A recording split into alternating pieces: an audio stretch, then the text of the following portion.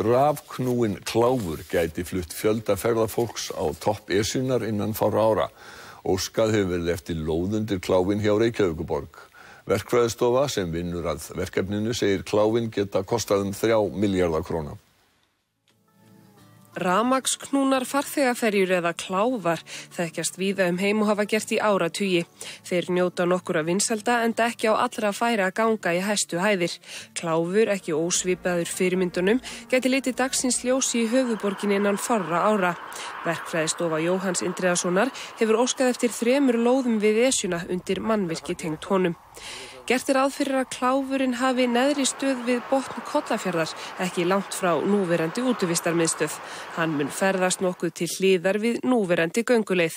Reiknað með millistöð við Rauðhól ofar í fjallinu, en endastöðin yrði í 820 metra hæð við Esjubrún, það bil 1 eða 2 kílómetra austan við Þverfellshorn.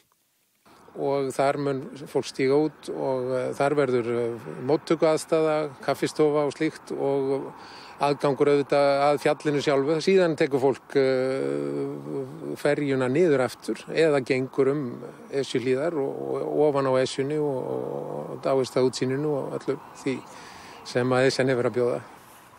Það nokkur fjöldi fólk sem fer Esjuna á degi hverjum eins og bílafjöldin hér við Esjurætur gefur ákveðna vísbendingu Verði kláfurinn hins vegar að veruleika gæti þessi fjöldi margfaldast, þar sem kláfurinn getur borið alltaf 300 manns á hverri klukkustund. Áætlanir gera ráð fyrir að alls nýti 100 til 150.000 farþegar kláfinn árlega. Borgarráð tók umsókn verkfræðistofunnar fyrir á fimmtudag og vísaði henni til frekari umfjöllunar í nefndum borgarinnar. Verði vel tekið í verkefnið 4 ár þar til Esjukláfur yrði að veruleika, en þá enn eftir að gera nákvæmar veður- og jarðfræðiathuganir á svæðinu. Þeir sem koma að verkefninu telja réttan tíma til þess nú í ljósi fjölgunar ferðamanna, en kláfur sem þessi stór fjárfesting. Við erum búin að gera okkar svona áætlanir sem að hljóða upp á það bil 3 milljarða í fjárfestingu, en það getur allt saman breyst þegar nánar verður farið að reikna og hanna.